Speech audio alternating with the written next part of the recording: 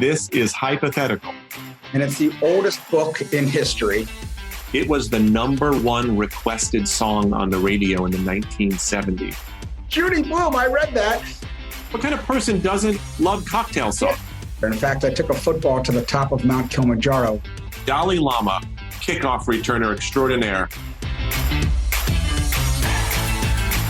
Yippee-I-oh, yippee-I-ibble. It's time for Smart Drivel. Good morning, good afternoon, good night, good evening to all of you out there. This is Kurt Schneider. And I'm Jon Ellenthal, and I've never heard yippee-I-yay without hearing the term cow patty following it. Be careful of cow patties. Those are not something to eat, by the way. Yippee-I-yay, cow patty. Now, let's start today, Jon. This is another edition of Smart Drivel. What are we doing today? What are we discussing? Can you tell everyone? I totally can, Kurt. You and I, in this hypothetical, Kurt, this is hypothetical, are stuck on a desert island. We don't know how long we'll be there. We don't know if we're going to be rescued or if we'll spend the rest of our lives there. And you and I can choose one thing from 5 categories. A book that we can have, music, one unlimited food thing, a household item, and a third person. So book, music, food, household item, and third person. So you and I are each going to propose what one thing we have in each of those categories. And somehow, some way, you and I are going to come to an agreement over that one thing. So our first category is a book, Jon. What book are we bringing with us that's with us ad infinitum time-wise on a deserted island? There's a couple ways to play this book thing. The first is you could have a book that just makes you feel really good, and we're going to need things that make us feel really good since we're trapped on a desert island. Or we could choose a book that provides long-lasting entertainment. So I have a couple thoughts for you. The first is The Giving Tree by Shel Silverstein, which is an American classic that, believe it or not, Kurt, is now more than 50 years old. And it tells the story of a little boy and a tree that gives up everything it has to support and care for the little boy throughout his life. It's about unselfishness. That tree gave that boy all it had, and it did so happily. That book always makes me feel good, and I think it would be a great source of comfort during our time on the island. So that was one angle. I also considered a book that I had never heard of before yesterday called Marion, My Love by Mark Leach. And why I picked that book out, Kurt, was it is 2.5 million words. So it would take us a long time to get through it. There are 2.5 million words. To give you a point of reference, War and Peace only has 500,000 words. So The Giving Tree, Marion, My Love. Those are my 2 thoughts, Kurt, on a book. All right. Would you allow me to convince you otherwise? Because look, Giving Trees it's sweet. It's got a great message. It's not, to me, it's not deep enough. It's for kids, and we get the message pretty clearly. It's not deep enough to sustain us, and I don't care about a book that's that long. So here's a couple others. And you're right. I thought about this too, because you can go both ways. I have 3 suggestions for us. The first is the book I'm reading right now. Wow. It's called Gilgamesh, and it's the oldest book in history. And it is about an epic hero's journey where you're discovering yourself. You have friendship, you have love, you have hatred. You have to figure out who you are in order to be interacting with other people. And it was written in 2100 BC. Gilgamesh, Jon. We could talk about it forever and just have a nice discussion. Or on the other end of that, well, I was also thinking something we could talk about forever. We could probably be the first 2 people who could bring meaning to Ulysses by James Joyce. So those are good choices, Kurt. I admit those. I'll throw one other one out to you. Are you there, God? It's me, Margaret? Say it. I know you're going to say it. Judy Bloom, I read that. And Blubber while it was pouring rain. We all read that book in the late 1970s, I suspect. The New Yorker collected cartoons. Okay, that is a fabulous recommendation. I'm just happy that you didn't recommend Lord of the Flies, which seems like it would be a very bad fit. So those are 3 excellent choices. I was going to greenlight Gilgamesh until that very last suggestion. I think musing over the brilliance of the New Yorker cartoon, some sort of long anthology would not only give us all sorts of entertainment, but we could spend a lot of time talking about alternate captions for those cartoons that we thought were as good or even better than what was printed. Let's go with the New Yorker cartoon. So we have a book. All right, so we agreed, Kurt. That's excellent. Now we have momentum in addition to a book. So let's move on to the music category. Well, I wanted to do a greatest hits because that's easy. But Cheating. So I found a way around the cheating. Good. It's not a greatest hit, but concert albums. Okay. So you're looking for something high energy. No, I'm looking for something that's got like a lot of great songs from one band on one album. Like everyone talks about Rumors and they talk about Born to Run. They talk about some, perfect albums. I think The Last Waltz by the band and Bob Dylan and Joni Mitchell and Neil Diamond and Van Morrison on it is to me a wonderful album because it gives us all different styles and all different people performing on it. All right. So before you lock in on that, I actually did consider Born to Run because I think it is in the discussion for the perfect album. You've got Born to Run on there. Thunder Road. You got Backstreets, you got Jungle Land. And for me, Bruce Springsteen is a bona fide American poet. I know he's controversial, but I think he's called the boss for a very good and appropriate set of reasons. I also considered Stairway to Heaven, Kurt, because Stairway to Heaven would pump. I mean, it has the way that it sort of grows in intensity. It's a long song to begin with. It's got to be 8 minutes long. You know why it got so popular? Because it was so long, it was like 11 minutes long or something, that when it first came out, DJs loved it because they could put it on, go outside for a smoke, take a break, and come back, and it was still playing. The story I heard was it would have never gotten airtime otherwise, and that's why it became so popular. Well, that was the argument against Bohemian Rhapsody as well. It wasn't appropriate for radio play, and back then that's how songs became popular and albums got sold and concert tickets got sold. But I have a different reason for believing that Stairway to Heaven is seen as the ultimate arena rock song, and that is because it was the number one requested song on the radio in the 1970s. So even if the DJs were not putting their thumb on the scale so they could go take a smoke, listeners were calling in and requesting Stairway to Heaven more than any other song. But I am not going to recommend an album, Kurt. I'm going to propose something else to you, a more modern album, The Playlist. And there is a playlist of the world's most relaxing songs ever. Each of the songs on this playlist have been scientifically proven to relax you. So if you go to Spotify, I believe it's called Most Relaxing Songs Ever. There's some Enya on there, Coldplay on there. You got some Adele, you got some Mozart on there. But above all, they are scientifically proven, Kurt, to be the most relaxing songs ever. So you got Born to Run, you got Led Zeppelin 4 with Stairway to Heaven, or you have a playlist on Spotify, Most Relaxing Songs Ever. Do you want to push for one of your options over those? I did want to do Hot August Night by Neil Diamond, which is one of the greatest albums of all time, but it's another live album. I think we're going to have a whole year of Hot August Nights on our desert island. So I'm looking for escapism here, Kurt. I'm not looking for something that amplifies our plight.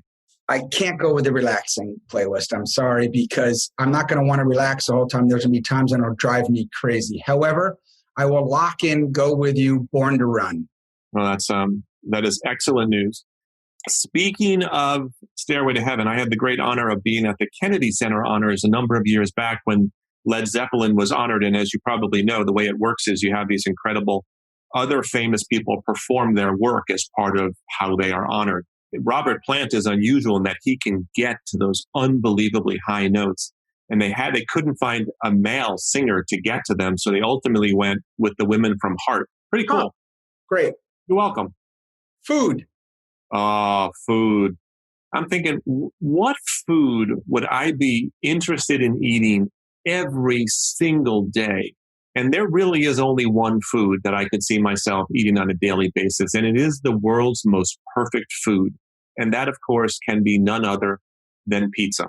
But I am not going to recommend pizza to you, Kurt, because I thought of something else, and that is a condiment.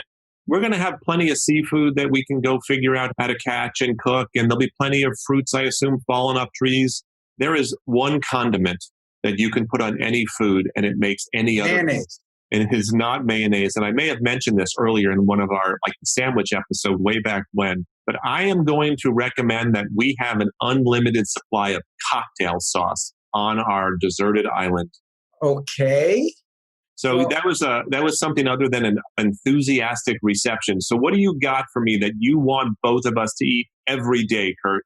well, see, I didn't think that this was going to be unlimited. So I thought the brilliant food to have would be have a chicken, because we could have eggs every day, and we got sick of the eggs. We could kill the chicken and eat the chicken.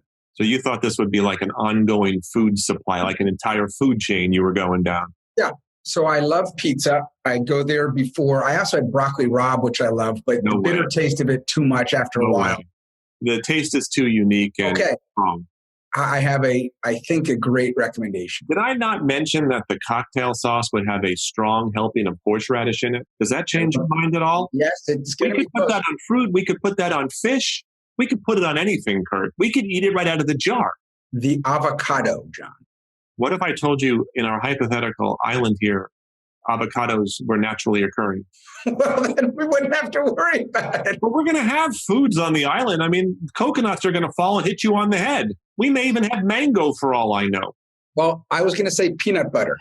You need see, I love peanut butter, so I'm with you there, but we're going to need a steady supply of water to drink, because when you can't eat peanut butter without having to drink a lot of water, and I don't know that we're going to have a pure water source until you and I figure it out. Cocktail sauce is becoming more attractive by the moment, isn't it, Kurt? First of all, do you love cocktail sauce? No, How could you not love cocktail sauce? it's okay.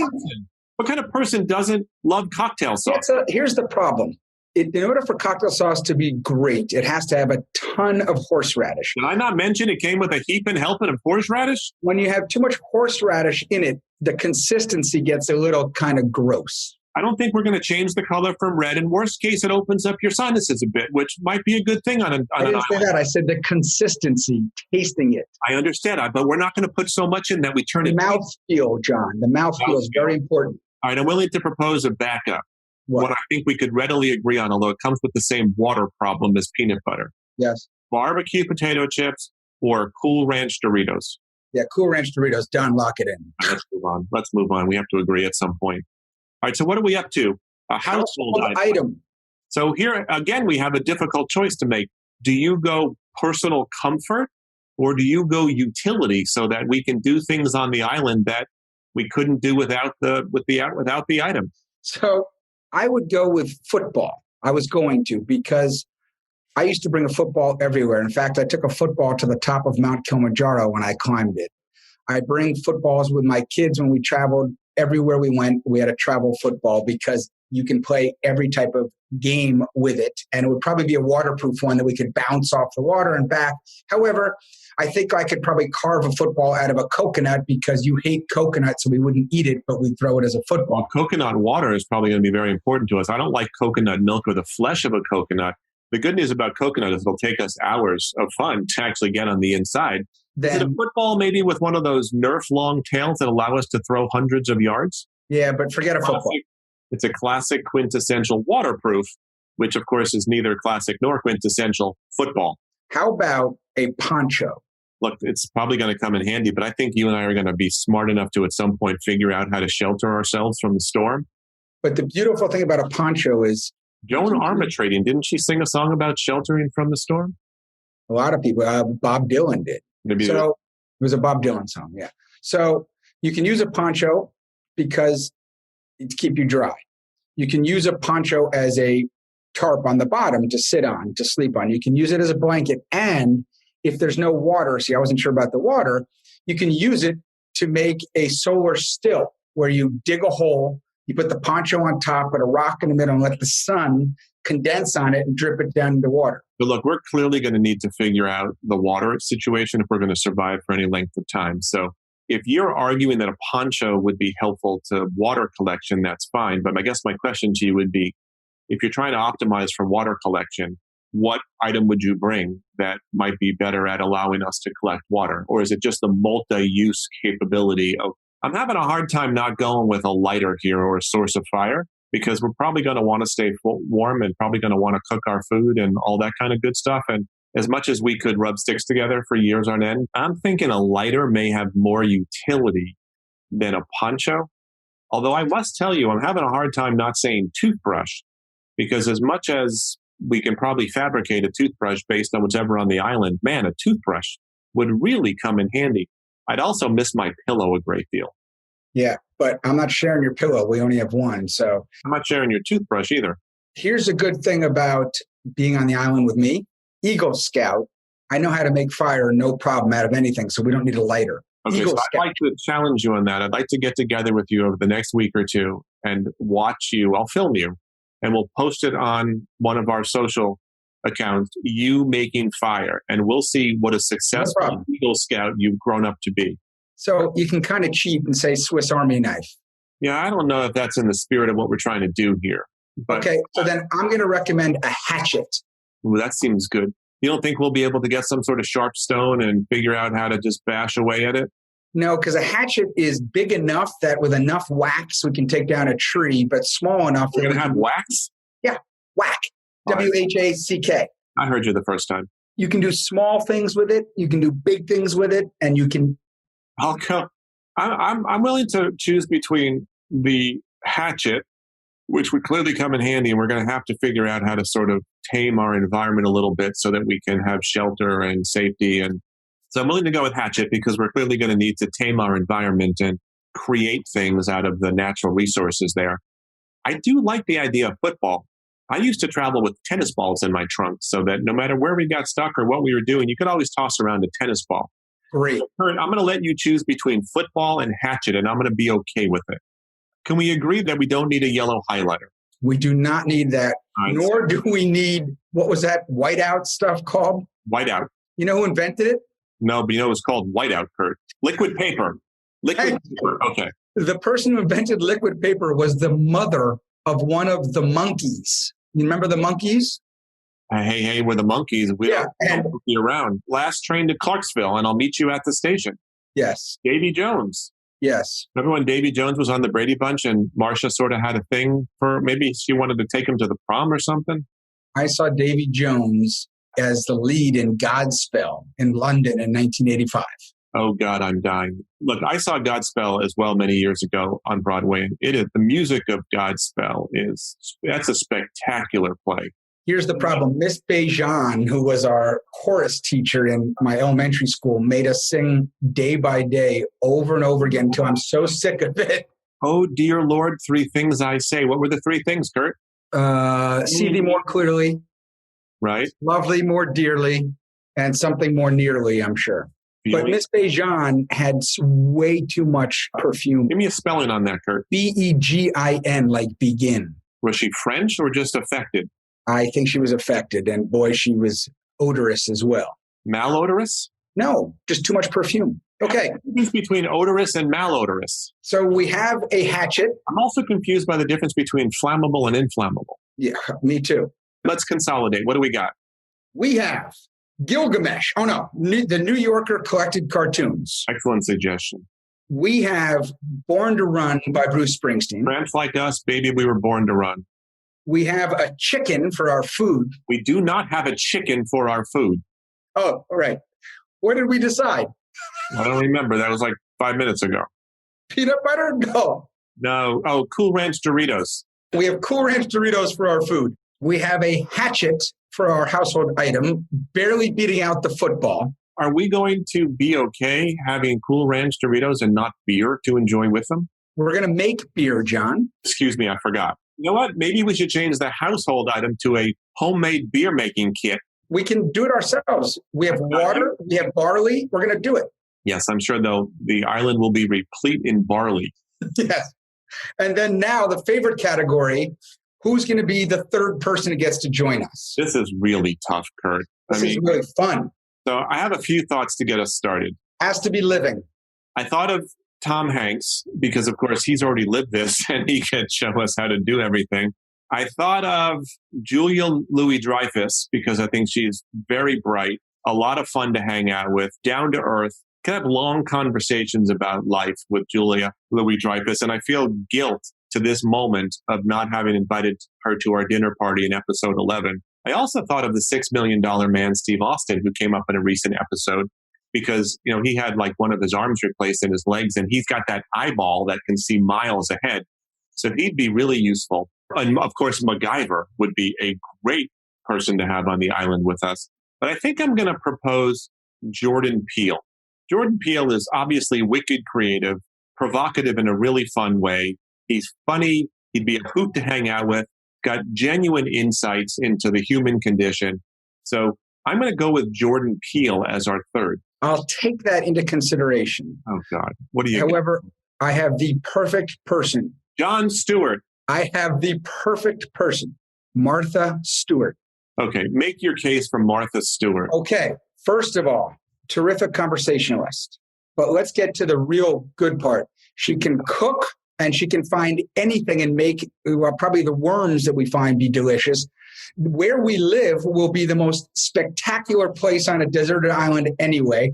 The garden will be unbelievable. The decoration will be fantastic. The whole lifestyle will be unbelievable. She can do everything for us and be a good conversationalist. Okay, so this is clearly a wonderful and luxurious desert island we were fortunate enough to be. So listen, I'm all for somebody who can give us the best of creature comforts, but I really want to have somebody who I can have many hours long conversation with and pass the time in a rich and rewarding and stimulating and entertaining way. And I'm sorry, as many skills as Martha Stewart I'm sure has, she's not on my list of people who I want to be deserted on a desert island with, perhaps for the rest of my life. Okay. I have two other people then. They're on opposite poles of each other. Angela Merkel. Please tell me why. Clearly a wildly accomplished and intelligent person with incredible leadership skills.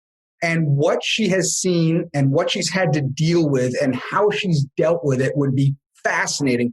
Plus, she has a background in medicine, so she could help us if something happens. Oh, man, we should have thought of a doctor. Well, here's the other person I had, Steve Martin. Okay, so Steve Martin would be a lot of fun. He's in my Jordan Peele sort of category. And he could play the banjo for us. You realize that our household item is a football, not a hatchet, John. It's a hatchet. We can chop down a tree and make a hatchet. So you realize that our household item is a hatchet, not a banjo, right, Kurt? The other person could be Bear Grylls, I was thinking. Didn't he turn out to be a fraud or something, that he had faked some of the stuff? Maybe. So we have enough frauds on the island with you and me there. We don't need a third fraud. How about Jose Andres? Oh, you know what? There's a beautiful human being who can also cook.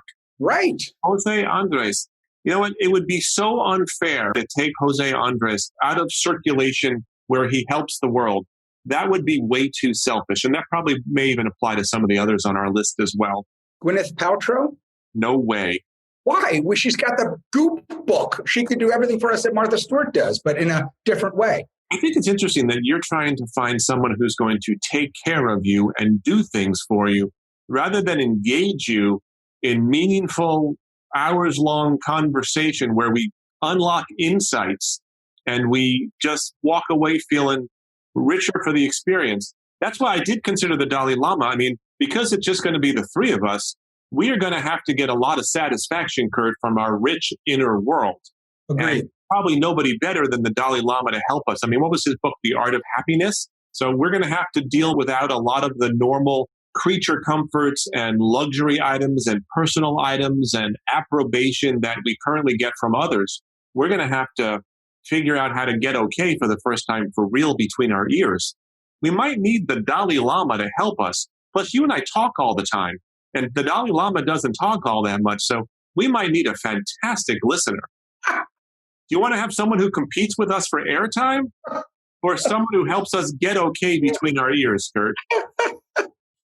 And apparently, because you did have a quote from him in an earlier episode, he is funny, I guess. So I don't remember the quote being funny. I think he was an insight about the fact that the most confusing thing on earth is man. I think the gist of it was because man gives up his health to acquire wealth and then gives up his wealth to reacquire his health. I thought that was funny. I don't think he meant it as a joke, though, Kurt. I don't think the Dalai Lama is known for his stand-up act. You know what would be interesting? Michelle Obama. Oh, she'd be great. Michelle Obama. I make your case for Michelle Obama. I'm going to go with someone else who I think would also be interesting, and probably, even though Michelle's very entertaining, this person could interview us if we wanted to, and be very entertaining, and make recommendations of what books we should read. I'm talking, of course, of Oprah. Oprah is an all-time great interviewer. So given the fact that you and I would like to be interviewed rather than interview, she probably would be complimentary. I think we need someone who's creative in a way that's going to make life on the island every day more fun, more entertaining. Every day with Steve Martin, Jordan Peele, Jon Stewart, someone like that will be different in a way that we couldn't anticipate. Okay, so let's go with the Dalai Lama. Listen, I think because we're going to need to figure out how to be satisfied, comfortable, okay with a lot of stuff internal, because the external part's going to be very different. I think the Dalai Lama is an excellent choice. Okay, so let's wrap up here because we're out of time. We are shipwrecked on an island. We're the only people there except our third person. And we have chosen a book. What book, John? Anthology of cartoons by The New Yorker, every cartoon they ever did. Music. Tramps Like Us, baby, we were born to run. Food, and it's not a chicken apparently. Cocktail sauce. Cool Ranch Doritos, John. Hatchet is our household item, and our third person is? The Dalai Lama. Or do you want to go with football, by the way? We have to decide. You know, I like, let's change. Let's go with the football. I think we'll have more fun with the football. We'll figure out how to cut things down. We could, by the time we get rescued, we could be kicking like 50-yard field goals. And the Dalai Lama can be behind our makeshift goalpost, catching the ball and running it back to the 50-yard line. We're going to turn him into a great kickoff returner, the Dalai Lama kickoff returner extraordinaire. All right, listen. So it has been fun to think about what it would be like to be stuck on a desert island for perhaps eternity, and to think through the items that we would ultimately, if we had any choice, get stuck there with.